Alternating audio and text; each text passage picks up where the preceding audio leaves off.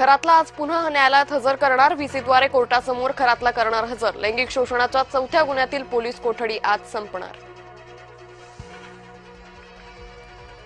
खरातच्या अटकेला महिना पूर्ण. खरात विरोधातील गुन्ह्यांचा आकडा वाढला. नाशिक ते अहिल्यानगरपर्यंत 16 गुन्ह्यांची नोंद.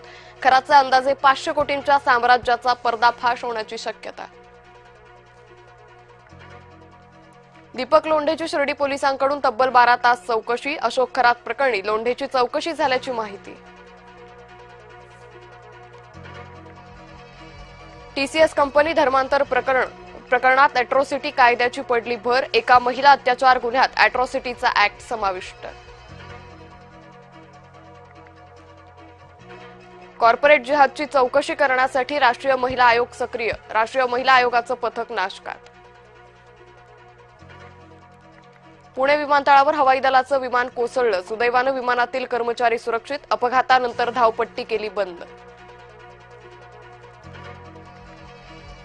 मोदी सरकारला मोठा धक्का. महिला आरक्षण विधेयक कोसळलं. विरोधकांच्या एकजुटीमुळे मोदी सरकार पहिल्यांदाच अपयशी. आरक्षण विधेयकावर नवनीत राणा यांना अश्रू अनावर. नवनीत राणा यांच्या डोळ्यातून अश्रू तरळले. संसदेत महिला आरक्षण विधेयक सादर केल्याबद्दल मोदींचे आभारही मानले.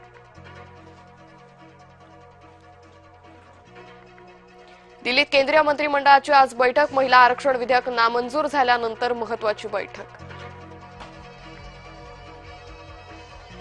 राज्यात पुढचे 4 दिवस उष्णतेची लाट. मध्य महाराष्ट्र, मराठवाडा, विदर्भ, कोकणात सतर्कतेचा इशारा.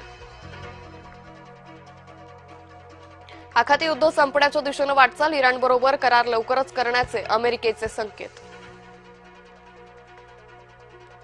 इराणकडून होर्मुझ सामुद्रधुनी खुली. लेबनॉन इस्रायलमध्ये झालेल्या 10 दिवसांच्या शस्त्रसंधीनंतर सर्व व्यावसायिक जहाजांसाठी होर्मुझ खुलं.